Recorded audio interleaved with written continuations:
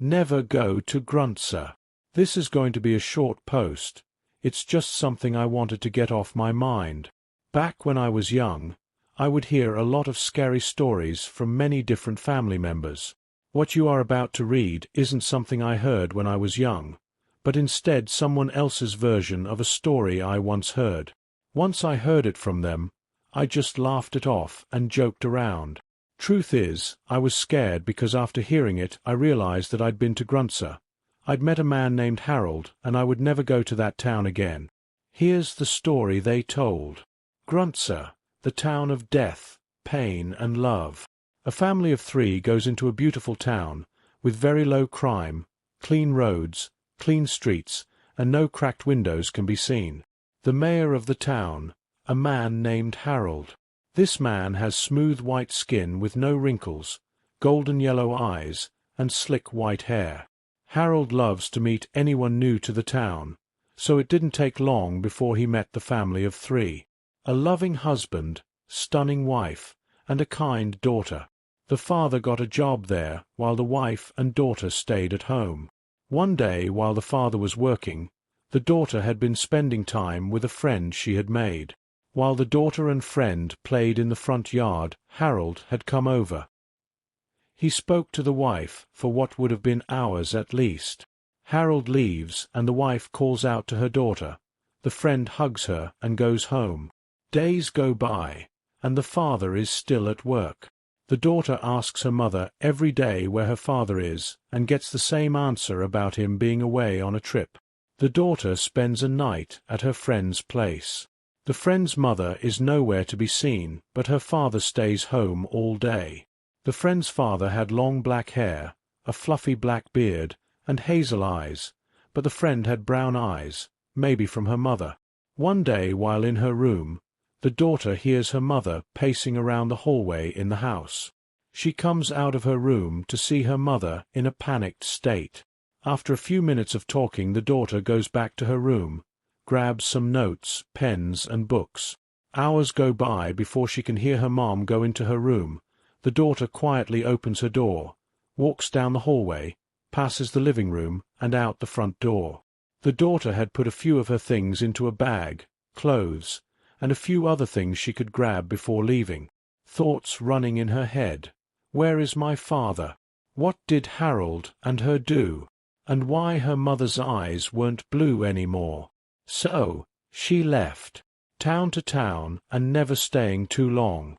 She had many notes and wrote down the name of every town she stayed in.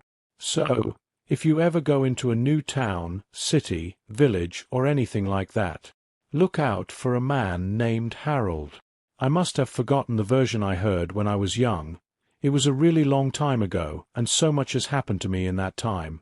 It's also been a while since I went to a town called Gruntzer. Coincidence? I don't know, but I can't tell that story yet. I'll be seeing that person soon. I'm going to tell them what I went through and ask how they heard that story. That's everything for now. Story 2. Something happened 63 years ago that's haunted me my entire life. I've never told anyone about it, until now. It's official. I'm an old man. For the last couple years, I've comforted myself by saying I'm in my early 70s. But math is simple and unforgiving. Today is my 75th birthday, and God, the years do fly. I'm not here for your well wishes. This is hardly a milestone I'm excited about. I'm glad to still be here, of course, but I find I have less and less to live for with every passing year. My bones ache, my kids lie far away, and the other side of my bed has been empty for just over 8 months now. In fact, once I cast my vote against that goddamn Trump this November, I may have nothing to live for at all. So spare me your happy birthdays, and your congratulations, if you please. I'm here because I have a story for you, and it's one I've never told before. I used to think I kept it inside because it was silly, or maybe because nobody would believe it. I've found, though, that the older you grow, the more exhausting it becomes to lie to yourself. If I'm being perfectly honest, I've never told anybody this story because it scares me, almost to death. But death seems friendlier than it used to, so listen close. The year was 1950, the setting a small town in Maine. I was a boy of 9, rather small for my age, with only one friend in the world to speak of, and his family, seemingly on a whim, decided to move 2,000 miles away. It was shaping up to be the worst summer of my life. My pop wasn't around and my mom was a chore whore. Boy, was I proud of myself when I came up with that one, so I wasn't apt to hang around the house. With some hesitation, I decided the public library was the place to be that summer. The library's collection of books, particularly children's books, was meager to say the least. But within the walls of that miserly structure I would find no undone chores, no nagging mother, God rest her soul, and perhaps most importantly, no other children with whom I would be expected to associate. I was the only kid with a low enough social status to spend his precious days of freedom sulking amid the bookshelves, and that was just fine with me. The first half of my summer was even more dreadful than I had imagined it would be. I would sleep in until 10, do my chores, and then ride my bike to the library, and by bike, I mean rusty log of shit attached to a pair of wheels. Once there, I would split my time between unintentionally annoying the elderly patrons and deliberately doing so. One pleasant lady actually interrupted my incessant tongue, clicking to hiss a "shut the fuck up" at me, the first time I ever heard a grown-up use the F-word. Big fucking deal, I know, but in those days it was unheard of. The dreary days turned to woeful weeks. I had actually begun praying for school to start again, until I discovered the basement. I could have sworn I'd roamed every inch of that library, but one day, in the far corner behind the foreign language collection, I stumbled across a small wooden door I had never seen before. That was where it all began. The door was windowless and made from oak that looked far older than the wall in which it rested. It had a knob of black metal that quite literally looked ancient. I wouldn't have been surprised to learn it was crafted in the 17th century. Engraved on the knob was what appeared to be a single footprint. I had the sense that whatever lay beyond this door was forbidden to me, and therefore probably the most interesting thing I would encounter all summer. I quickly glanced around to make sure nobody was watching me, then turned the heavy knob, slipped behind the door, and shut it. There was nothing, only darkness. I took a couple of steps and then stopped, unnerved by the totality of the shadow which surrounded me. I waved my hands in front of me in an attempt to find a wall or a shelf or anything to hold on to. What I actually found was far more subtle, a small string dangling from above, but far more useful. I grabbed it firmly and pulled it down. Back in the day, lots of light bulbs were operated with strings, and this was one of them. My surroundings were instantly illuminated. I was standing on a small, dusty platform that looked as though it hadn't seen life in quite some time. To my left was a crickety-ass spiral staircase, made of wood and appearing ready to collapse at any second. The bulb was the only source of light in the room, and it was feeble, so when I peered over the railing to see what lay below, the bottom of the staircase dissolved into the darkness. I was beginning to feel scared. This place, wherever I was, seemed to have no business in a town library. It was as though I were in a completely different building. But no 9-year-old likes to let a mystery go unsolved. Looking back, I wish I could tell my prepubescent self to turn around, go back, do anything else besides descending that staircase. You'll be spared a lot of sleepless nights, I'd say. But, of course, I didn't know that then, and I may not have listened even if I had. So instead of turning back, I took a deep breath, gripped the railing, and glared resolutely forward as I began my descent. The wood on the railing was dry and covered with splinters. I immediately let go, holding my hands out for balance as I carefully traversed the staircase. It was, or at least seemed, very long, and with only the dim glow from the string bulb far above me, my heart pounded mercilessly in the darkness. Even kids can sense when something isn't right, I think. They just don't always give a shit. By the time my feet reached the cement floor at the bottom, the light from the bulb above was very nearly a memory. But there was a new light source, and God, I'll never forget it. Directly in front of me was a door, massive, and a deep shade of red. The light was coming from behind the door, and it shone out in thin lines from all four sides, a sinister, dimly glowing rectangle. For the second time, I took a deep breath and went through a door I shouldn't have. In contrast to the dank room I entered from, the room behind the door was blinding. When my eyes adjusted, what I saw nearly took my breath away. It was a library, the most perfect library imaginable. I gaped in wonder as I stepped, almost reverently, further into the room. It was beautiful. It was smaller than the library above, much smaller, but it seemed to be almost tailor-made for me. The shelves were packed with brightly colored titles. Both armchairs in the middle of the room were exquisitely comfortable, and the smell, my God, the smell was simply unbelievable, sort of a mixture of citrus and pine. I simply can't do it justice with words, so I'll suffice it to say that I've never smelled anything better. Not in my 75 years. What was this room? Why had I never heard of it before? Why was nobody else here? Those were the questions I should have been asking. But I was intoxicated. As I gazed around at all the books and basked in the smell of paradise, I could only form one thought: I will never be bored again. In truth, boredom only hid from me for 3 years. It was on my 12th birthday, 63 years ago to this day, that everything changed.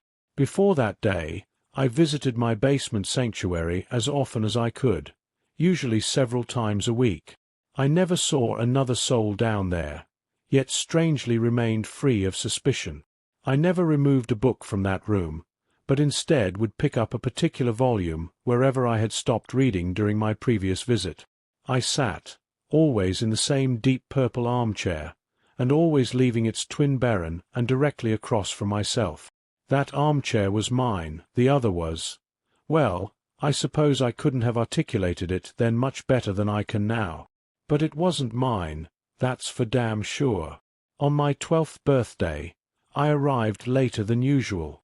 My mom had invited a couple classmates and some cousins over to our house to celebrate, a gesture which I found more tedious than touching. Really, I just wanted to spend my birthday sitting and reading and smelling paradise. Eventually, our guests went home, and I made it to the library about 15 minutes before closing time. That didn't matter. The workers never checked down there before they locked up. I was free to stay as late as I wished. This particular night, I was devouring the final chapters of an epic adventure. Knights, swords, dragons, and the like. I didn't smell it until I read the final words and closed the book. The once exquisite aroma of that room had turned sour. I sat for a moment, unsettled. Objectively, I could recognize that the smell was actually the same as it had been before, that mixture of citrus and pine. I just perceived it differently, and I didn't like it any more. It was the nasal version of an optical illusion. You know, the one that looks like a young woman glancing backward, but all of a sudden you see that it's really an old woman facing toward you. You can't unsee that, and I couldn't unsmell this. The spell was broken. The odor also seemed, for the first time, to be coming from somewhere specific. With a fair amount of trepidation, I stalked around the room, sniffing the air like a crazed canine until I came to a shelf near the back. The shelf was perfectly normal, with the exception of one title, a large, leather-bound cover of solid faded maroon, with one striking black footprint at the top of the spine. This was the source of the smell. I opened the front cover, and saw one sentence scrawled neatly in blood-red ink atop the first page. "Rest your sorrows down, friend, and leave them where they lie." I stared at this sentence, mesmerized, as I began to retreat to my chair. I turned a page. Blank. The smell became stronger. Another page, blank, and the smell grew stronger still. I stopped for a moment, suppressed a gag, and continued walking. Then, as I neared the armchairs, I turned one final page, and there, in the same sinister print, was the last thing I expected to see. My own name. I dropped the book. I began to sprint toward the door, but as I shifted my gaze forward, my heart leapt to my throat and I stopped in my tracks. The empty chair wasn't empty anymore. An aged man in a suit sat before me, one leg crossed over the other, contemplating me with piercing grey eyes and a light smirk. This was all too much. I fell to my knees and expelled the contents of my stomach onto the carpet. I wiped my mouth, staring at my vomit, when I heard the man let out a chuckle. I stared at him disbelievingly. "Who are you?" I asked, panic in my voice. The man leapt to his feet, grabbed me gently by the shoulders, and helped me to my chair. He sat, once again, in his own. "I fear we got off to a bad start," he said, glancing at the pile of sick on the carpet. "The smell. It does take some getting used to."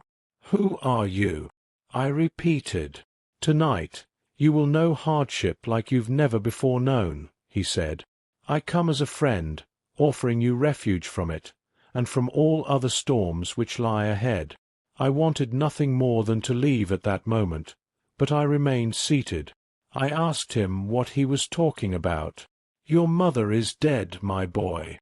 By her own hand, in her kitchen.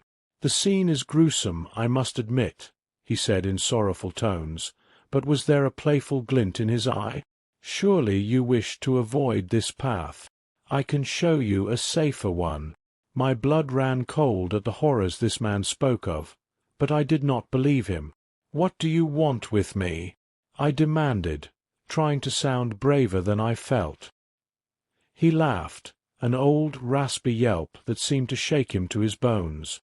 "Nothing but your friendship, dear boy," he said. Then, sensing I found his answer inadequate, he expounded. "I want you to come on a journey with me. My work is noble, and you will make a fine apprentice. And maybe, when I'm done," he sighed tiredly, running his bony fingers through his thin white hair, "maybe then my work can be yours." I stood up, shuffling toward the door, but never breaking his gaze. "You're crazy," I told him. "My mom isn't dead. She's not. See for yourself if you must," he said, gesturing toward the door. I threw him a contemptuous glare and bolted for the exit. As my hand closed around the knob, he said my name softly. In spite of myself, I turned around. "Your road won't be easy, friend. If it ever becomes too much for you, and I mean ever," he said, pausing to sweep his hand over the room, "you know where to find me." I slammed the door behind me and took the decrepit stairs 2 at a time. I exited the library, clambered onto my bike, and hightailed it home. The front door was wide open. I dismounted, leaving my bike in a heap on the ground, and approached the house cautiously. The old man was lying. He must have been. Still, tears began to sting my eyes. Heart pounding, I stepped inside and called for my mother. I heard no answer, so I turned into the kitchen. To this day, I don't know why she did it. I've lived in that small town in Maine my entire life, although I've kept mostly clear of the public library. Once, in my late 20s, I summoned the courage to step inside. Life was good at that time, and my fear had begun to morph into idle curiosity. Where the door to my basement sanctuary once stood was only a blank wall. I asked the librarian what had become of that basement, though in my heart I knew the answer. "There was no basement," she said. There had never been a basement. In fact, if she had her facts correctly, city zoning ordinances prohibited a basement in the area. I've been haunted by that sickly sweet smell, that poisonous blend of citrus and pine, ever since that long-ago birthday. When I saw my mother in the kitchen that day, collapsed in a pool of her own blood, I smelled it. When a man claiming to be my father knocked on my college apartment door, begged me for money, and beat me to within an inch of my life when I refused, I smelled it. When my wife miscarried our second child, I smelled it, and again when she miscarried our fourth. When our oldest son got behind the wheel of the family Buick, completely shit-faced, and got his girlfriend killed. I smelled it. I began to smell it periodically as my wife became sick. She died late last year, and now I'm alone for the first time in more than half a century. Now I smell it every day, and it feels like an invitation. A few months ago, I went back to the library, and the small oak door with the ancient handle was there, right where it used to be. My evening walk has brought me past that library every day since, but I haven't gone inside. Maybe tonight I will. I'm frightened to die, yes, but lately I'm even more frightened to keep living. The old man was right.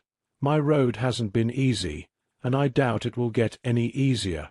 Rest your sorrows down, friend, and leave them where they lie. He promised relief. A refuge, he said. Was he right about that too? There's only one way to find out. After all, I still know where to find him.